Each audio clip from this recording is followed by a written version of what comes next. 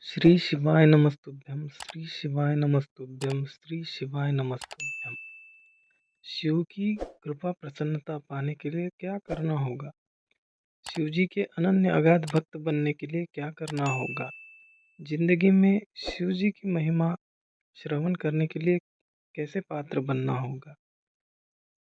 इसके लिए मन और आत्मा शुद्ध होनी चाहिए, आत्मा प्रबल होनी चाहिए, आत्मा मजबूत होनी चाहिए। अगर आत्मा ही मजबूत नहीं है तो वो आदमी और वो इंसान कमज़ोर कहलाता है और फिर उसमें न जाने कितने रोगों का घर हो जाता है। न जाने असंख्य रोग आज के समय में उपलब्ध है। कैंसर जैसी बड़ी-बड़ी बीमारियां हैं और बहुत बड़े-बड़े रोग हैं। कोरोना की महामारी उसी का ही एक उदाहरण है। तो ये क्यों होता है? आत्मा इतनी कमज़ोर क्यों हो गई? आत्मा इतनी दुर्बल क्यों हो गई? आत्मा प्रबल क्यों नहीं रही?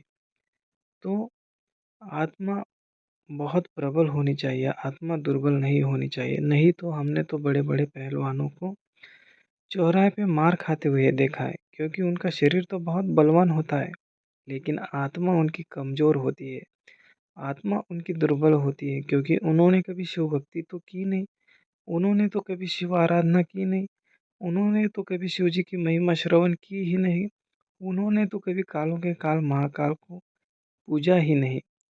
तो उनका बुद्धि भ्रष्ट हो जाती है। उनके अहंकार के कारण उनका विवेक कमज़ोर न हो जाता है, उनका विवेक नष्ट हो जाता है और अहंकार के कारण उनकी विवेक नामक पूंजी समाप्त हो जाती है और वो इसीलिए चौराहे पे मार खाते हैं, क्योंकि उनका काम ही चोरी चकट्टी करना, वो मेहनत तो कर नहीं सकते और क्योंकि उनकी आत्मा ही दुर्बल है।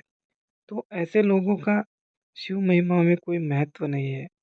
शुद्ध आत्मा करके, प्रबल आत्मा करके, मजबूत आत्मा करके, निरंतर विवेक के साथ, सद्गुरु के साथ जो भी शिव के प्रति आपको सच्ची श्रद्धा जगाए, सच्चा मार्ग दिखाए और ऐसे साधु संत एवं सामान्य व्यक्ति क्यों न हो, उसी के साथ रह करके सच्ची शिव भक्ति करके, सच्ची शिव महिमा श्रवण करके और पूर्ण विवेक के साथ जीवन अगर जिया जाए तो शिव जी हमें कभी भी निराश नहीं करेंगे, शिव जी हमें कभी भी उदास नहीं करेंगे।